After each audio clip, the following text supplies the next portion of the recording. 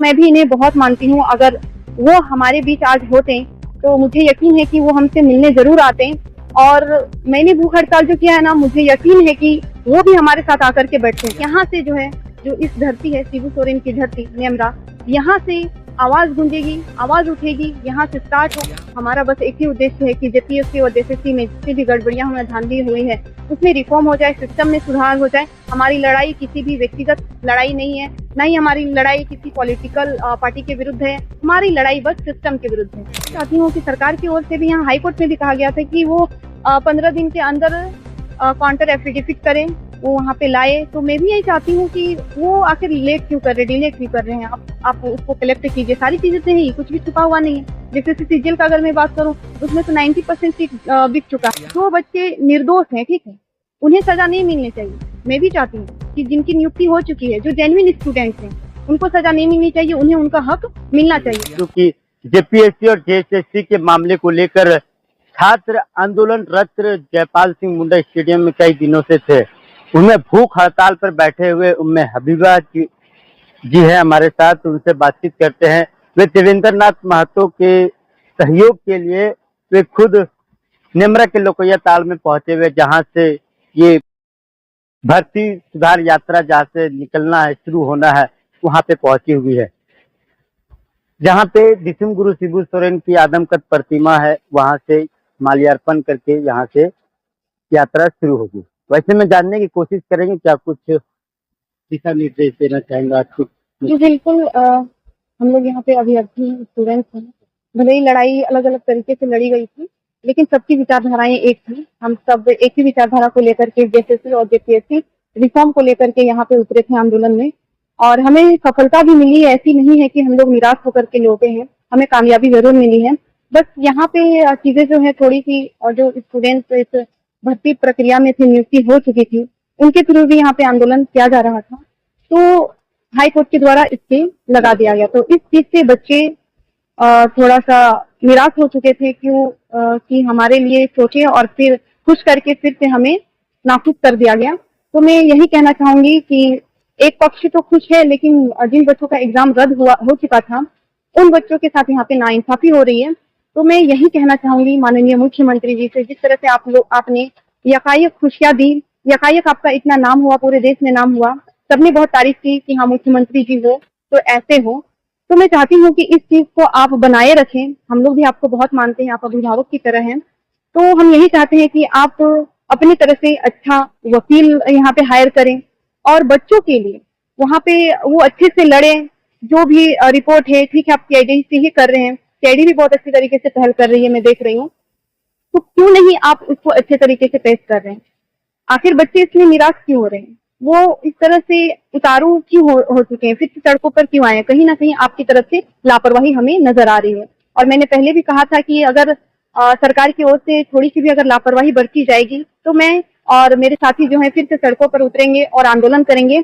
हाँ, लेकिन हम लोग बहुत ही शांतिपूर्वक ढंग से आंदोलन करेंगे, क्योंकि हम लोग संविधान को पढ़ने वाले बच्चे हैं। कुछ भी गैर संवैधानिक नहीं होगा। तो आज मैं यहाँ पे आई हुई हूँ, हमारे जो स्वर्गीय शिबू सोरेन है, दिसम गुरु, जिसे आप सभी अभ्यर्थी और पूरा राज्य इनको बहुत मानता है, क्योंकि इन्होंने इस राज्य को बनाने के लिए बहुत बड़ी अहम भूमिका निभाई है, अपने आप को समर्पण किया है इन्होंने।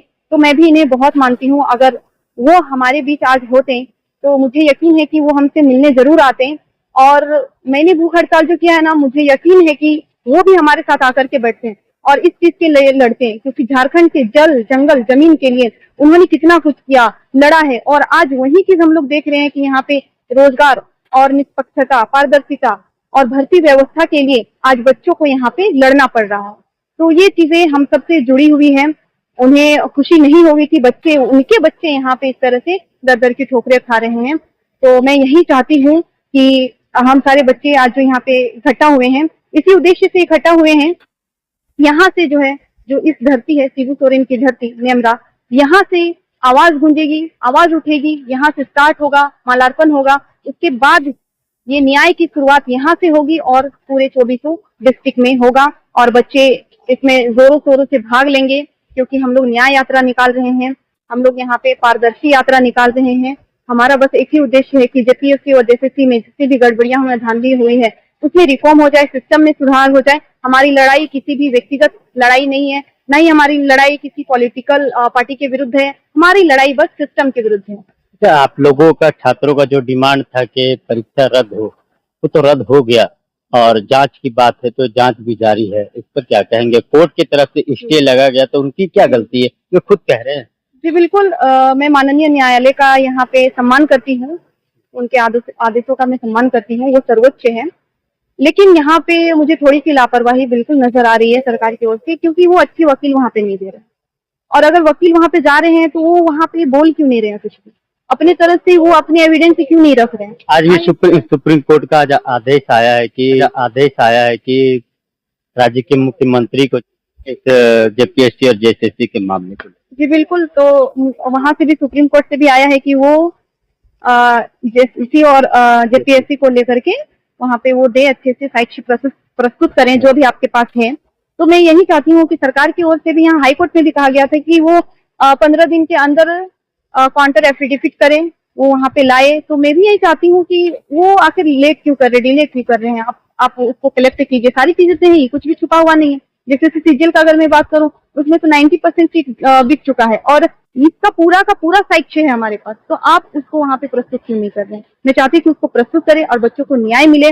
अगर आज रद्द होकर के इसके लग गया है, ठीक है, जो बच्चे निर्दोष हैं, ठीक है, उन्हें सजा नहीं मिलनी चाहिए। मैं भी चाहती हूँ कि जिनकी नियुक्ति हो चुकी है, जो जेन्युइन स्टूडेंट्स हैं, उनको सजा नहीं मिलनी चाहिए, उन्हें उनका हक मिलना चाहिए। लेकिन जो गलत तरीके से घुसे हैं, उनको तो सजा मिलनी चाहिए, ताकि वो आगे आने वाले दिनों में वो फिर से पैसा देकर के जॉब ना ले। उनके लिए ये करारा तमाचा होना चाहिए, और इसी चीज को लेकर के हम लोग यहाँ पे सुधार कर रहे हैं।